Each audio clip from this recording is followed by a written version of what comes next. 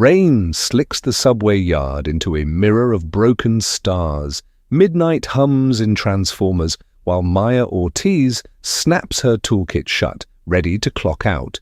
Then a shape unthreads from the shadow under a boxcar.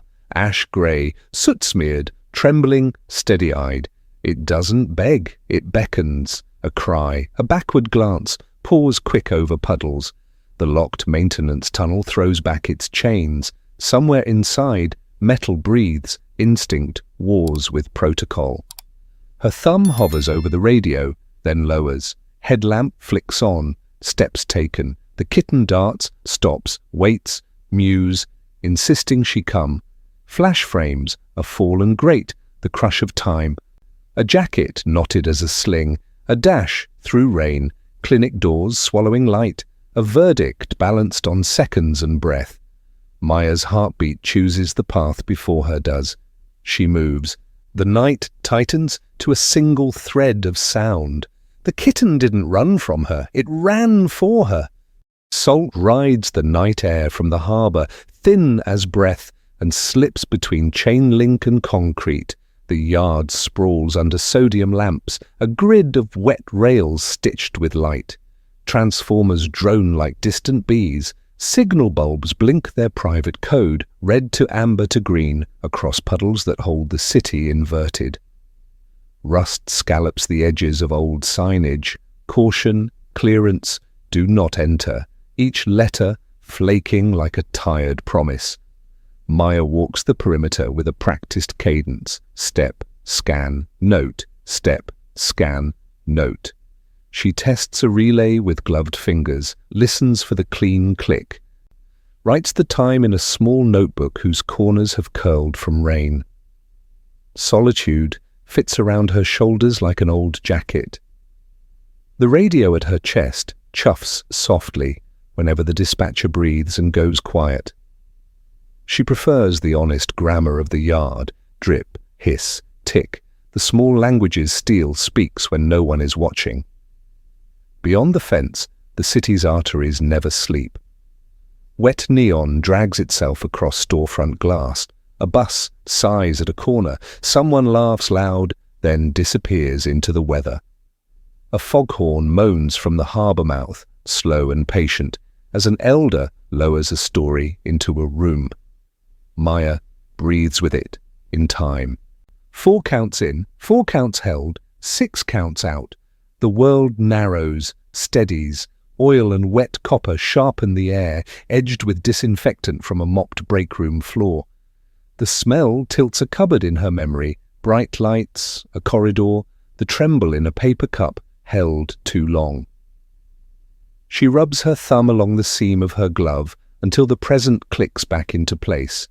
The yard reassures by repeating itself. Rails hum, relays answer. Rain stipples her hood. She kneels to inspect a junction box. Headlamp haloing screws silver. Condensation beads along the cable jacket. She brushes it away and tightens a terminal until the wobble disappears. Somewhere under the platform, a pump kicks on, water rushing like breath regained. She marks another line in the notebook, turns the page, and hears the page whisper against itself. It is almost time to clock out. A last sweep to the far fence, past the dead escalator ribbed like a fossil, past a shuttered door that rattles when wind shoulders it. She thinks of the warm light of home, of dry socks. Then the rain answered with a sound that wasn't rain. She doesn't see the kitten at first. She hears it, a single, thread-thin mew that parts the rain. Maya turns, headlamp tilting, and the beam finds 2 coins of reflected light under the shadowed belly of a maintenance cart. The ash-grey shape steps out, too small for the world, ribs lifting like bellows, tail a smudge. It blinks up at her, then takes 3 quick steps toward the shuttered tunnel, and stops. Looks back. Another mew, barely sound at all. Maya's hand rises on reflex to the radio clipped to her vest. Thumb finds the push-to-talk, holds, then doesn't. Protocol is simple. Report, wait, defer. The timing inside her chest is not. She crouches, palm low, fingers quiet. "Hey," she says, soft as steam, less to soothe than to be heard without scaring it off. The kitten doesn't come. It pivots, pads 5 more feet, turns, watches, a choreography of insistence. The yard's noise drops a register, as if listening too. Rain hushes under the awning lip. The hum of the distant tracks thins. Only the little metronome of paws remains, tick, look, pulling a line through the space between them. Maya straightens. The tunnel's gate is chained and padlocked. Beyond, darkness holds its breath. She knows this corridor, a shortcut no one takes after hours, a seam in the station's skin. She tests her weight on slick concrete, 1 step. The kitten reverses, backing into the halo of her headlamp, then slips just beyond the edge of it. She follows, slow, measuring. The rain, the humming bulbs, the city's wet shimmer, all of it falls away in increments until only her light and the small grey body exist. He pauses beside a rusted caution placard, touches it with his shoulder as if that matters, and mews again. "Where's your person?" she murmurs, and it sounds foolish the second it leaves her mouth. Not a person, a reason. The kitten sprints ahead, skids at a puddle's lip, waits. When she pauses, he emits a tinny trill and traces a tight circle, tail stiff as a wire. When she moves, he moves. When she slows, he scolds. The dynamic is clear, undeniable. She is being led. Maya hits the chain with gloved knuckles. The link's answer, dull and wet. She angles her lamp through, seeing only a corridor of peeling paint and concrete ribs. On the other side, the kitten presses his face almost to the grate, fogs it with breath, then slips right through a gap at the hinge, thinner than it looked. He vanishes, reappears, cries. The sound lands under her sternum and stays. She flicks the radio on. "Ortiz, Yard C, possible stray near Tunnel 3, she says, voice kept neutral, by force. Static. Aboard, affirmative. Animal Services notified. 30 to 90, if they even route it. Her thumb hovers again. She adds, "I'll observe from the gate." The lie tastes like metal. She turns the knob on her headlamp brighter and studies the padlock. Old, pitted, the hasp bent by years of vibration. She checks the site log in memory. Maintenance crews replaced this lock last winter, which means the key sits in the supervisor's office, 3 buildings away, and Glen Park is already driving home, left turn signal clicking to a song only he hears. The kitten squeaks again, a desperate Morse Maya can't translate, only receive. She breathes in 4s, holds, breathes out in 6, and feels the shake in her hands settle to a workable tremor. She levers the hinge, just wide. The tunnel exhales, waiting. Maya follows because not following would be louder. She angles her body through the hinge gap and feels the tunnel take her temperature. Air colder by several degrees slides under her collar, metallic and old, the taste of batteries left too long in a drawer. The headlamp combs forward, a pale cone stirring dust into lazy galaxies that drift and resettle on peeling paint. Her boots hush against concrete. Drip counts seconds somewhere out ahead, patient as a clock that forgot its hands. The world behind recedes to a wet sodium dream. Here the humidity changes voice, less rain, more breath. A draft moves down corridor, not strong, merely sure. The way air moves when a space has a memory of turning. She sweeps left, then right. Rust freckles a pipe seam. A stencil reads vent in a font that hasn't been painted anywhere in years. A moth trembles against the light and decides surviving means stillness. She passes the dead escalator, ribs arched like a fossilized whale. Steps furred with lint, and time drop into the dark and do not finish. On the landing, a map under cracked plexiglass shows lines of color that don't exist anymore, branches pruned by budgets and storms. Her beam skims the names, Harborview, Meridian, South Battery, and each station lifts a flicker of someone else's life. Strangers contained in colored veins. She touches the plexi with gloved fingertips, cold as the inside of a mouth that never speaks. The live track hum is gone now, replaced by something quieter and somehow larger.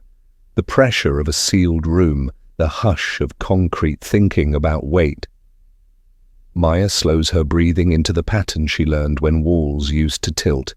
In for 4, hold for 4, out for 6. The count steadies the throb under her sternum, turns noise into a tool. She catalogues the details the way she would a panel. Hairline cracks, a slow leak at a seam, a smear of soot where a hand once rested and then didn't return. Ash flits within the circumference of her lamp, a smudge becoming shape and then smudge again. He keeps checking the darkness ahead, then her, then ahead, as if consulting a map only he can read. When she stops, he sits, tail straight, making himself a small antenna for the unseen. "I'm coming," she says, and hears the soft scrape of her own voice on concrete. Silence grows muscles. It stands up, stretches its back, and waits. The next sound belongs to something that can't help itself. Her beam lands on a skewed rectangle of metal, a vent grate knocked free and resting at an angle, teeth buried in a spill of insulation. The light slides underneath and the tunnel gives up its secret, a calico body wedged in the wedge the grate makes with the floor, chest compressed, hindquarters twisted, one forepaw trapped where steel meets concrete. It powders the fur and turns the air chalky. Ash shoots forward, a grey drop of will. He nose bumps through the gap, disappears under the crosshatch, then pops out again, frantic with purpose. He presses himself to the bars, mews, and slithers back to nuzzle the shape below. The calico stirs. A sound like paper torn slowly comes from her throat and stops. Maya lowers, one knee to concrete, lamp steadied in her fist. The beam gathers the body in pieces, fur, marble, ginger, coal and cream, matted into ropes, nipples swollen and milk-crusted along a bare strip of belly, a forepaw, blue-white, where it is crushed flat beneath the grate's corner. The smell is sweet-sour with infection, edged by the copper of old blood and the ammonia of fear. Flies have found nothing. This place is too cold. The only movement is breath, shallow and irregular, ribs tallying minutes in cautious lifts. The eyes open to the light. Amber, clouded at the edges, they do not flare into panic. They take Maya in with a clear, measuring sadness.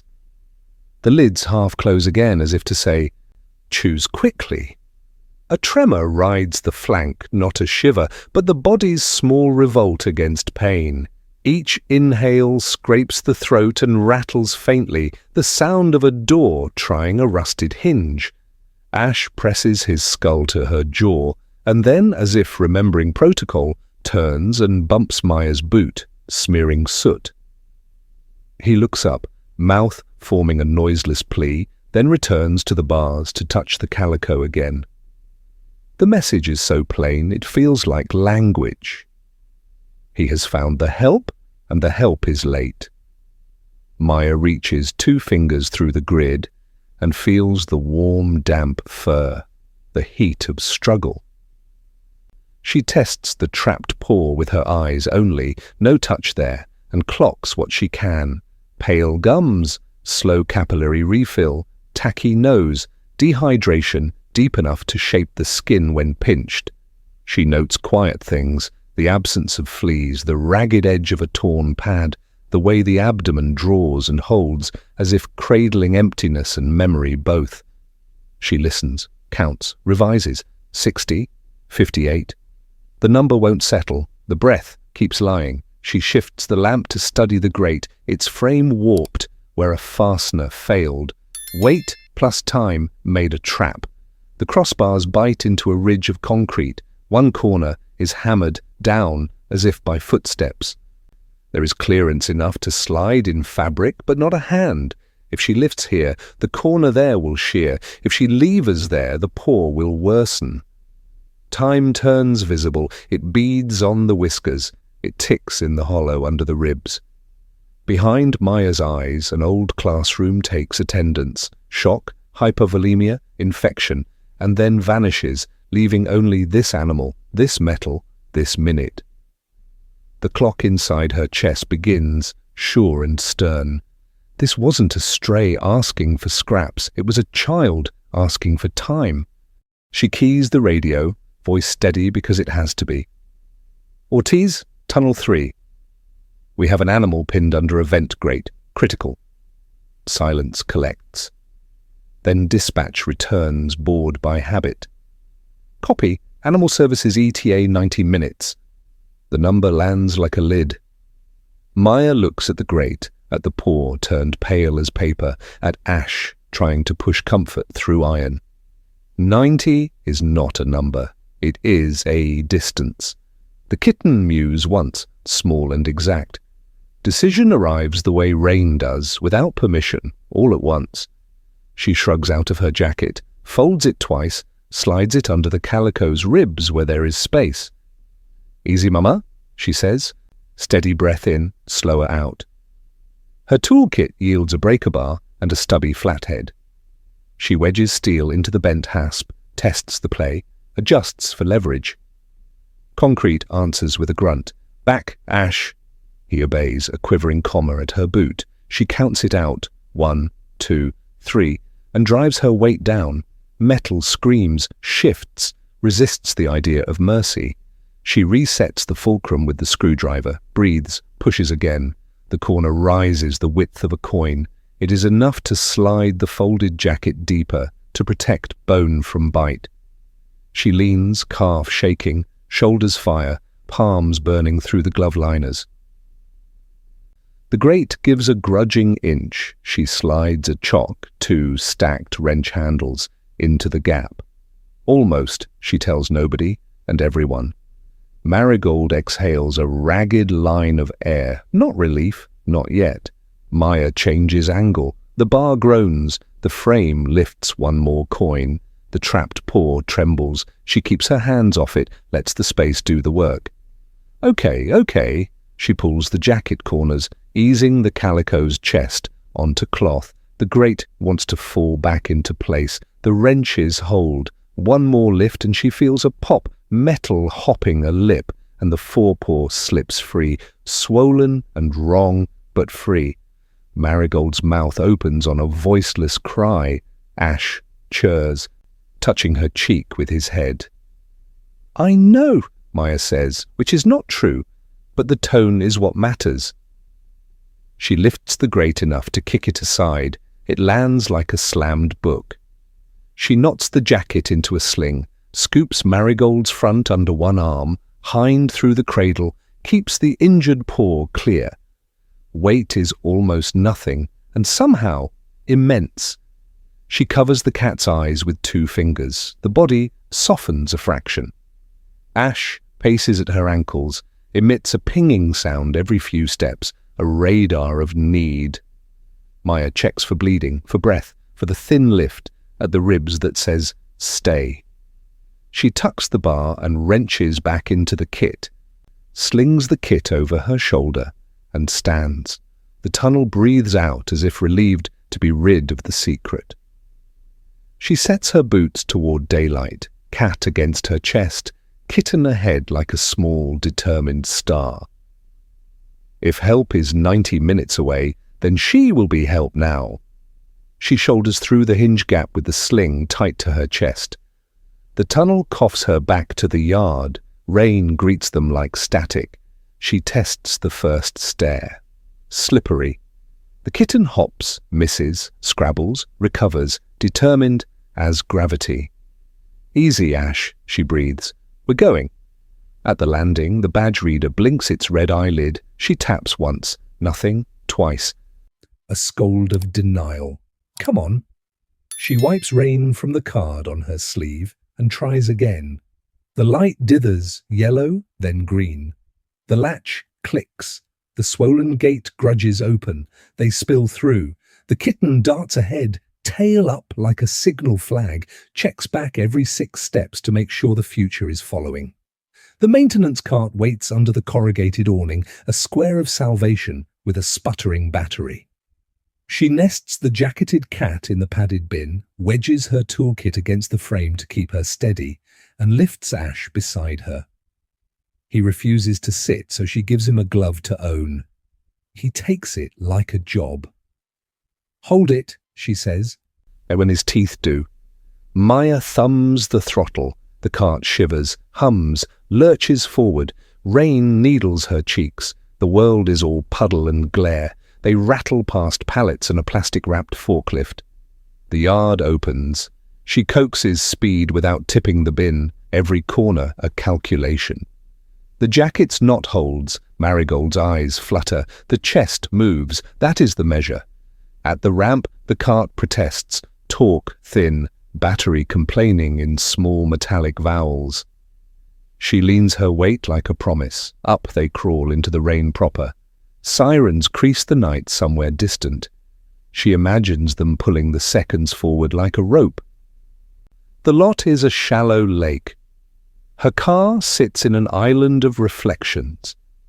She parks skewed, hazards already flashing their patient metronome. Ash hops from the bin to the seat with the glove still in his mouth. Maya lifts Marigold, jacket and all, into the back, tucks a towel under the injured paw, speaks low. "Stay with me, Mama. We're close." The engine fires. Wipers scrawl and clear and scrawl again. She pulls out, and the city starts counting. 1 block, 2. Red light. Empty cross streets. She checks, breathes, goes. Another red. She stops, checks, slides through like a whispered apology. The kitten stands on the passenger seat to watch his mother, front paws narrow as pencils.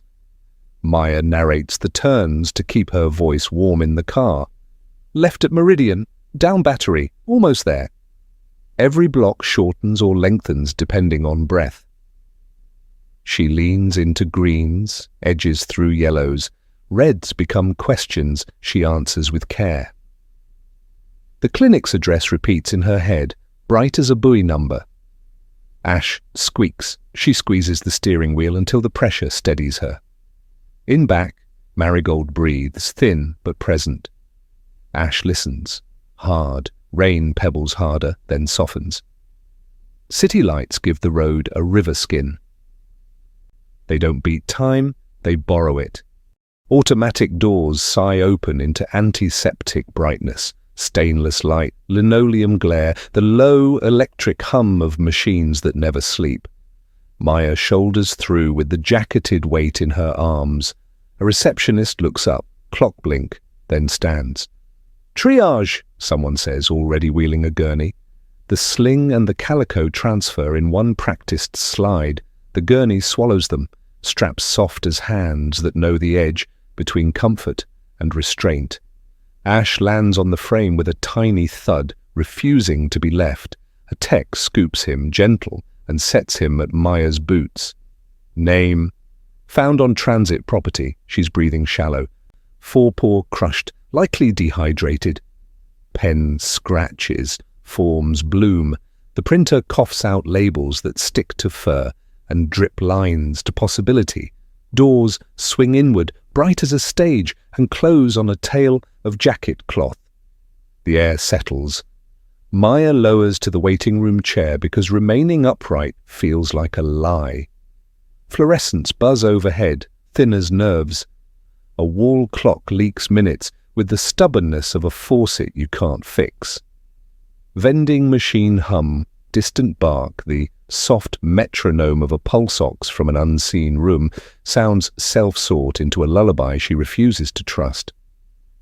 Ash anchors himself against her boot, front legs stretched, chin planted, eyes drilling the seam where the doors vanished Marigold. He keeps the stolen glove, small jaw clamped as if holding the world steady requires teeth. Maya presses her palms together until warmth returns. Alcohol swab in the air, bleach under it, scents that unlatch a door in memory. A hallway bright and too long, a cardboard box labelled Luna with a shaking felt tip. Hands promising a child that cats always come back. A moving truck idling. An evening that swallowed what it was given and never answered. The thorns of that day have gone quiet for years. Now one lifts its head. She breathes 4 in, 4 hold, 6 out, and lays the thorn back down. Footsteps, the doors part, not a chorus of comfort.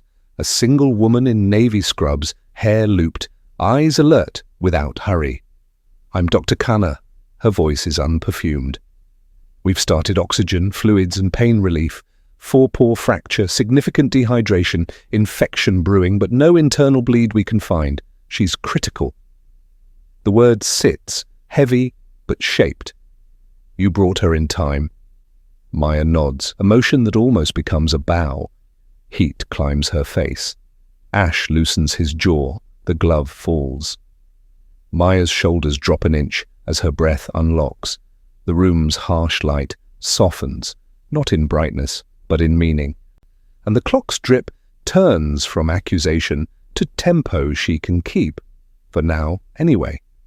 For the first time tonight, breath returns to the room. Days fold into one another, stitched by the same narrow corridor of light. Before her shift, Maya stops by the clinic. After her shift, she returns. The waiting room learns her footsteps, and Ash learns the creak of the vinyl chair.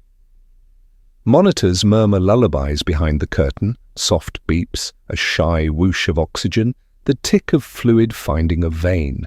A nurse tucks warm blankets around the calico and calls her sweetheart without touching the hurt leg. Maya writes a name on the intake card for the kitten, Ash, for the color he carries and the trail he left. He answers to it by looking up, as if language was simply attention warmed. Dr. Khanna keeps her voice level, her hands unhurried, her metaphors practical.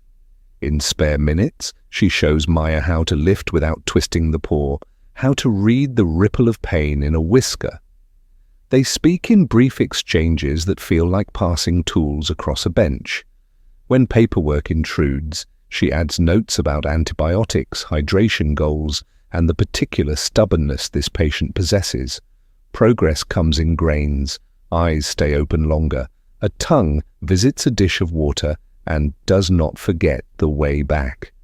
First time Marigold shifts to sit, the world braces with her. Ash watches from a folded towel, ears high, tail flicking tiny metronomes.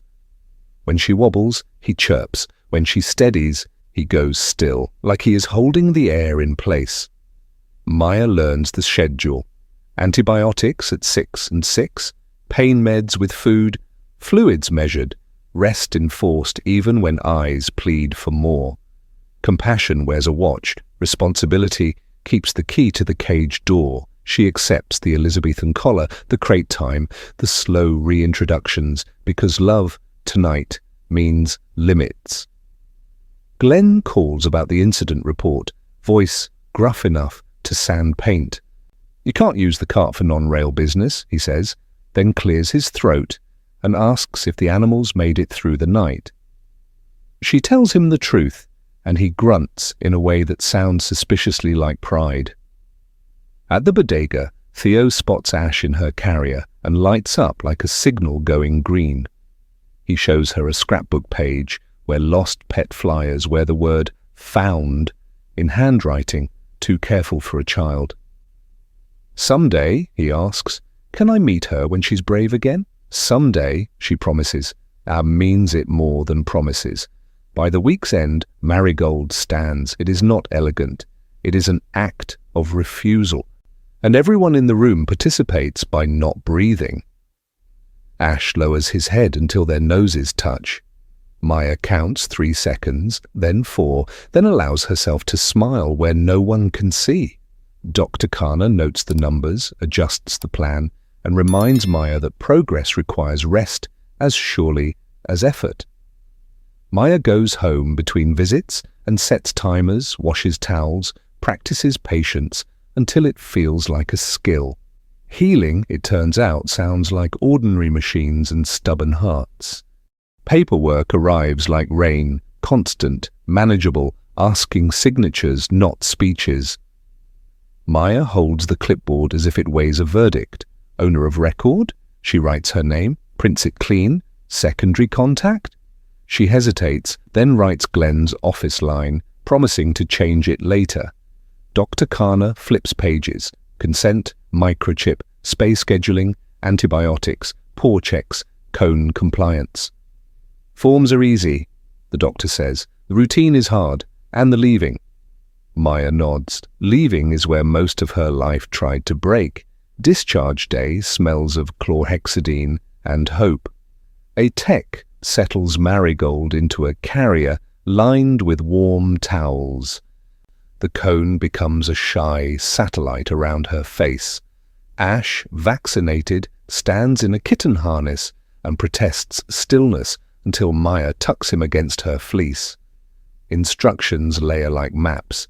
Pill doses, gauze changes, daily paw checks, e-collar on except during cleaning, return if breath shortens or eyes glass.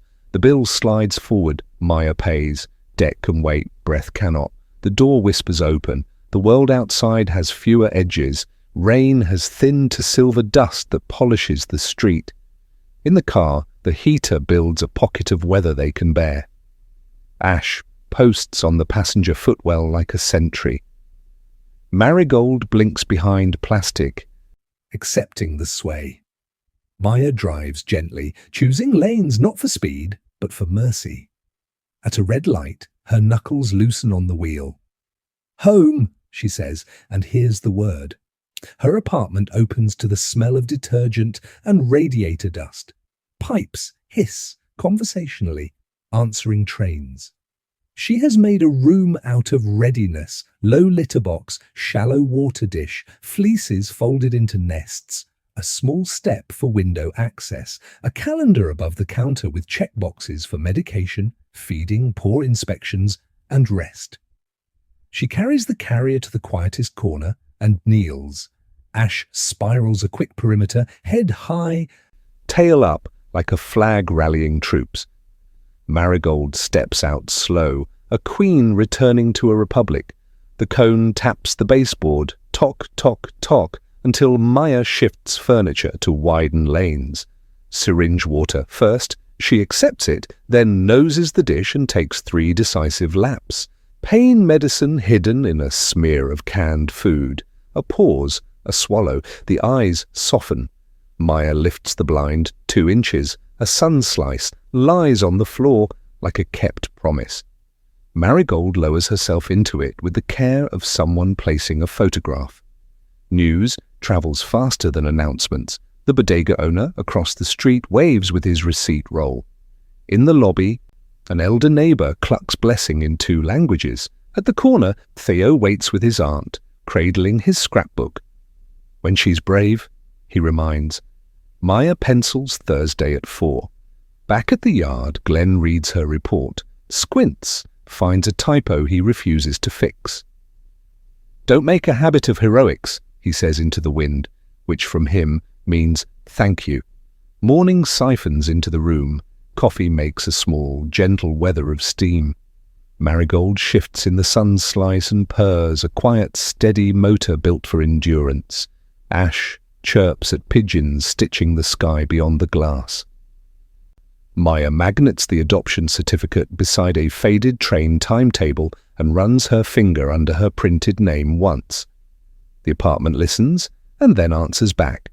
Nights that used to echo learn how to purr.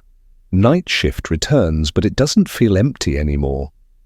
The yard hums its old hymn, and somewhere inside the sound she can hear the remembered thrum of a purr. Maya walks the rails with her measured cadence, checks the relays, breathes in 4s, holds out in 6. When the rain leans across the fence, she thinks of the tunnel and the small grey metronome that reset her life. On Thursday at 4, she keeps her promise. Theo waits on the stoop with his scrapbook, pages soft at the corners from hope. Ash blinks from the carrier, brave in glimpses. Theo whispers hello and shows the word found, sketched in pencil beside a kitten that looks a little like him. Maybe this is how they all get home, he says. Maybe, Maya answers, and hears the ache of a door in her chest swing lighter. Marigold's paw remains guarded, wrapped and watched. Dr. Khanna marks good numbers, schedules the next check, and smiles with her eyes when Ash stands on tiptoe to read the clipboard. Compassion keeps time, responsibility keeps the latch. Maya follows both. Glenn leaves a spare hinge key on her workstation under a napkin. No note, just wait. She understands, not permission for heroics, only a quiet way to make doing right less hard. At home, afternoon gathers into a warm square on the floor. Marigold settles in the sun slice and closes her eyes, the cone resting like a crown that forgot its job. Ash patrols the window, trills at gulls, then curls on Maya's lap as if he's clocking out. Luna's thorn loosens when she lets the silence hold all 3 of their breaths at once. She rests her hand where Marigold can reach. A calico paw finds her wrist and stays. If this story touched your heart, stay close. Here on Paw Prints and Stories, we believe some bonds never end. Outside, yard lights dim. A signal blinks green to amber to green. Maya hangs her headlamp on a hook and writes 2 names in her notebook tonight. Love arrived covered in dust and insisted she follow.